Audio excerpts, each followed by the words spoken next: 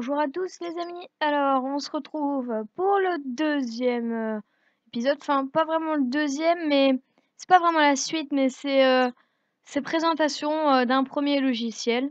Et je ferai certainement un petit condensé, c'est-à-dire plusieurs logiciels à la suite. Donc c'est un petit épisode bonus que je vous propose. Donc je sais que les deux logiciels que je vais vous présenter sont déjà été vus et revus, tatati, tatata.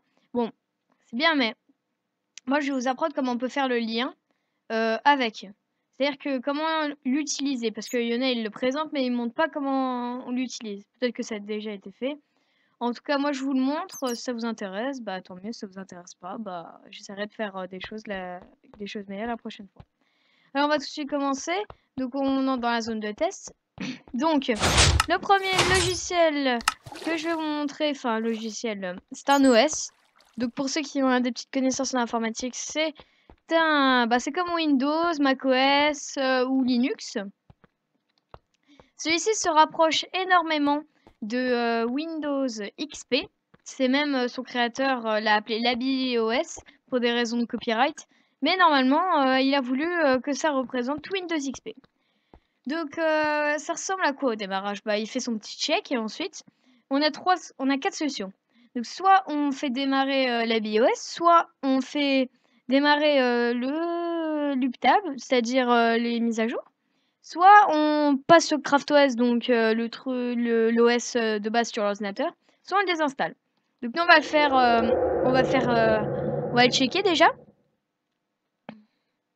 Donc voilà, tout ce qui arrive là, en fait, il se connecte. C'est plein de commandes où il se connecte à chaque fois sur Passbin. Donc voilà, c'est ça, le petit.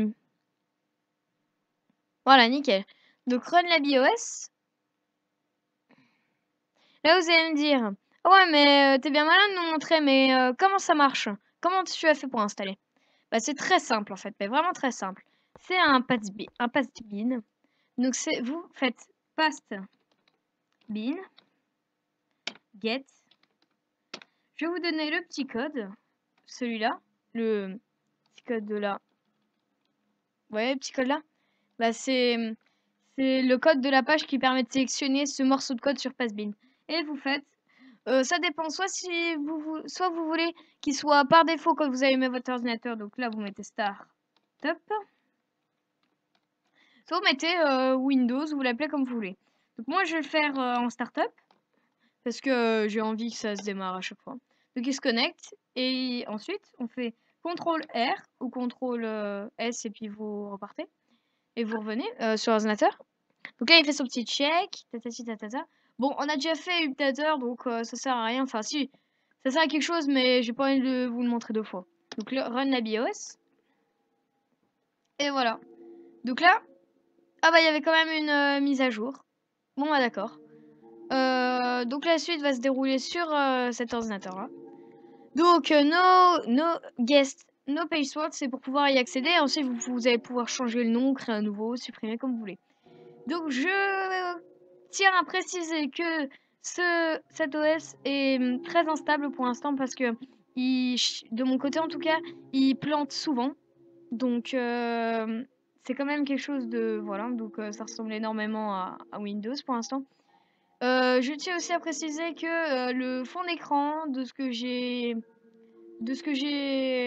regardé n'est pas disponible. On peut pas changer le fond d'écran. Bon, en tout cas, bah, après, je vous laisserai découvrir tout seul. Hein, je peux pas tout vous montrer non plus parce qu'après, c'est plus drôle. Et aussi, ça marche uniquement sur les Advanced Computers, ceux qui gèrent la couleur, parce que voilà, vous pourrez pas le télécharger ou il vous marquera une erreur. Alors, vous allez cliquer sur Start. Donc, là, on peut fermer. Guest, donc c'est votre nom. Enfin, c'est le nom du programme. Donc là, vous pouvez arriver à vos documents, Browser, donc c'est pour télécharger, et Explorer, donc c'est pour explorer. Voilà. Donc ça, je vous apprends rien pour l'instant, c'est comme sur un vrai ordinateur. Les programmes, par exemple, bah c'est ce que vous avez pour l'instant, donc éditeur. Vous avez setting, donc les paramètres. CraftOS, donc ça c'est pour démarrer sur CraftOS. Task Manager, c'est pour les trucs au démarrage, je crois. Et back, et bah c'est ce que vous cliquez, voilà. Donc shutdown, vous pouvez reboot. Donc logout, ça je crois que c'est pour se connecter sur notre compte. Donc ça je vous apprends rien, pas besoin de préciser. Ça c'est pour sortir de votre compte et revenir. Et relog, bah ça je sais pas non plus. Donc on va tout de suite commencer. Donc sur programme, on va changer les settings. Back. Programme et voilà. Donc déjà là vous avez Windows Edition. Donc voilà, c'est bien Windows XP comme c'est marqué. La BIOS. Donc 2.6 bêta. Donc il est encore en bêta. Hein. Il est encore en train d'être développé. Donc le système, l'information du système, et bah, c'est que il y a 305 kilobits, je crois, qui est utilisé sur 800. Donc vous avez encore de la marge hein, une fois que c'est installé. Donc là, vous avez un graphique. Donc il vous dit que le système prend les un quart de la place. Les programmes, bah, ça va grossir si vous installez beaucoup de programmes. Et ça, c'est votre compte en fait. C'est ce qui va être utilisé en fait. Donc voilà. Et ça, c'est free, donc c'est tout ce c'est tout ce que vous pouvez mettre. T'as free, t'as tout compris. Excusez-moi. Donc là, on arrive au profil. Donc là, c'est nous. Vous pouvez changer. Donc moi, je vais mettre MMD54. Oui, c'est mon pseudo normalement. Et vous pouvez changer le password normalement. Si vous... Oula, ah oui. Comment je fais? Entrer? Ok, oui. C'est entrer, vous faites entrer, hein, sinon ça marche pas. Vous pouvez pas descendre comme ça. Moi, je vais mettre... Vous voyez, il y a les petites étoiles quand vous mettez un mot de passe. Moi, j'en mets pas. Donc, background. Allez. Bah, tu plantes ou quoi? Vous voyez? Ça, c'est l'exemple typique. Il plante. Il plante là. Il est en train de planter. Donc là, ce que vous voyez, c'est CTRL R. Et voilà. Allez, ça recommence. Donc, comme je vous l'ai dit, dès que vous faites quelque chose qui demande, voilà, qui est pas censé être fait, bah, pouf, c'est... Voilà. Ça marche plus. Donc, par contre, il a bien enregistré mes paramètres. Alors, on retourne dans Programmes, Settings. Donc, Background. Alors, je vous avais dit qu'on pouvait pas changer. Mais on peut, mais c'est un peu compliqué en fait. Parce que j'ai pas trop creusé encore, mais si je fais computer normalement, voilà, il y a ça. Donc on peut changer, mais on peut en mettre des autres, mais il faut programmer l'image en fait pour pouvoir la mettre. Et bah, ceux qui connaissent pas trop comment on fait, je ferai un tuto sur Fastbin si vous voulez. Bah c'est pas simple en fait. Voilà, c'est tout ce que j'avais à dire. Et vous pouvez en faire. Pour l'instant, comme c'est petite, comme il est en version bêta, il en a pas beaucoup. Donc setting, donc ça. Oula, ok. Donc vous pouvez mettre voilà. Bah pour l'instant, il n'y a pas français malheureusement. Donc soit en anglais, soit en américain, soit en allemand, soit en AMC. C'est quoi ça? Et boot screen, donc c'est si vous voulez voir l'écran quand on démarre l'ordinateur, c'est-à-dire comme ça. C'est-à-dire l'écran là, c'est si vous voulez le voir. Moi, je préfère le voir parce que ça permet de savoir ce qu'il faut sur mon ordinateur. Et voilà. Donc, je crois que c'est fini pour l'instant. Et on se retrouve tout de suite bah, pour le petit compilateur que je vous avais promis. Voilà. Allez, à plus tard. Donc on se retrouve. Alors, j'ai fait ma petite installation. J'ai fait la commande là-dessus. Donc voilà à quoi ressemble le petit compilateur ou l'IDE, comme vous voulez. Alors, donc là, c'est c'est très simple à comprendre. Hein. C'est new file. Vous créez votre, je sais pas, exemple. Vous créez votre fichier. Et ensuite, vous l'éditer. Par exemple, si je tape print, Vous voyez, là, j'ai mal écrit, il me met tout de suite un point d'interrogation parce qu'il connaît pas. Donc il faut attendre quelques temps avant qu'il comprenne. Hein, mais, Donc vous voyez là, en fait, j'ai appuyé une fois sur la parenthèse. Je vais vous montrer.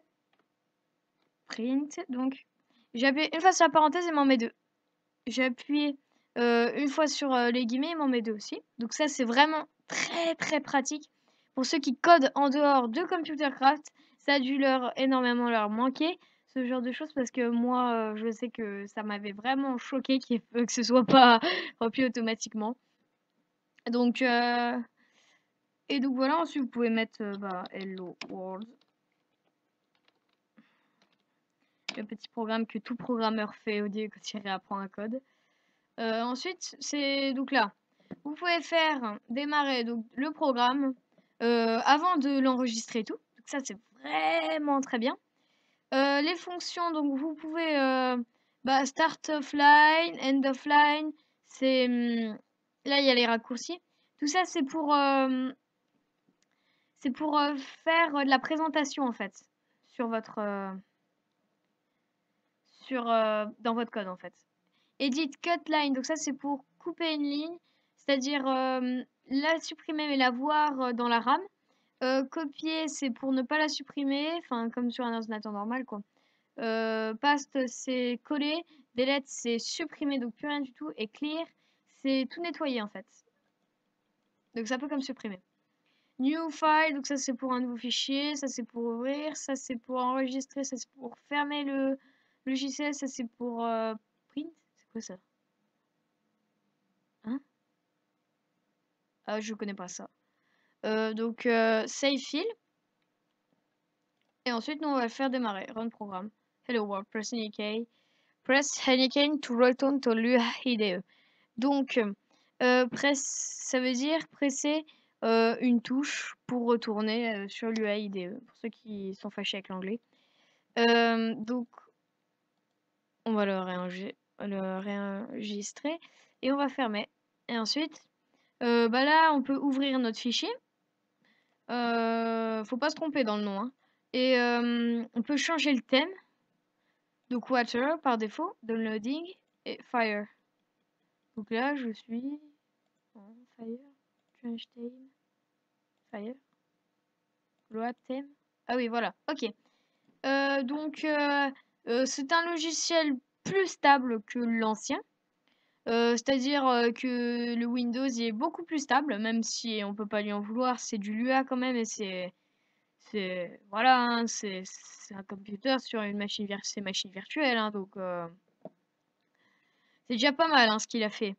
Je vous mettrai dans la description le nom de ceux qui ont créé ces logiciels et ils sont vraiment très très bons. Donc voilà, on va en sortir. Donc merci d'utiliser l'UA IDE 1.0.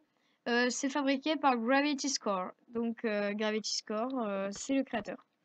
Donc maintenant je vais vous montrer comment installer ce logiciel magnifique, magnifique, magnifique les amis, magnifique.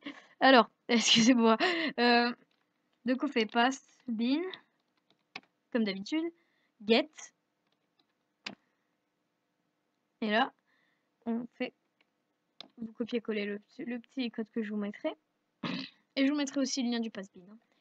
Et ensuite, vous faites, soit vous le mettez dans Startup, soit vous mettez le nom que vous voulez. Donc moi, je mets l'UA comp, comme l'UA compilateur. Hein. C'est pour ceux qui se demandent. Allez, tu marches plus toi maintenant. l'UA compilateur. Et entrée. Et là, quality to paste bin. Download. Voilà. Donc on va le démarrer.